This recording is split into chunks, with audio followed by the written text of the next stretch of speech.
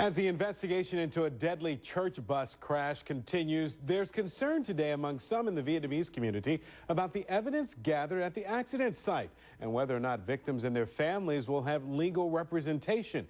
KPRC Local 2 reporter Carl Willis joins us in Southeast Houston with the latest on the crash that killed 17 people and put a bus company under the microscope. Carl?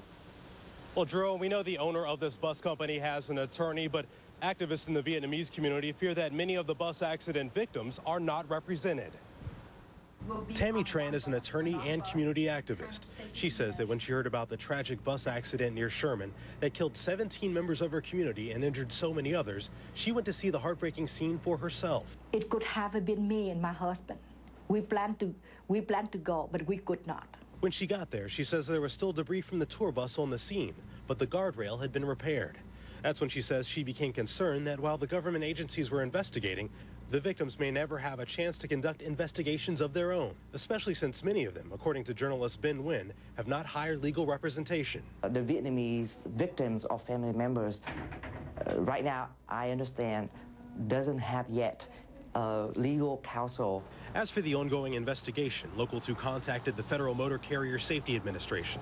They would not talk about a reported meeting with bus company owner Angel De La Torre, but they say they are in the process of reviewing documents, including driver records and maintenance files. The Harris County District Attorney's Office would not comment on possible charges for the company owner, but officials said that they are in contact with the Grayson County District Attorney's Office where the accident happened.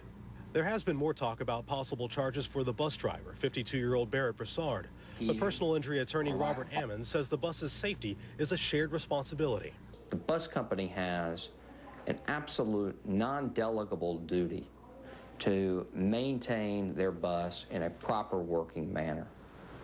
And Ammons says the bus company can't pawn that responsibility off on the bus driver.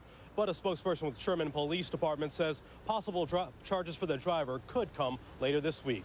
Reporting live in Southeast Houston, Carl Willis, KPRC, Local 2.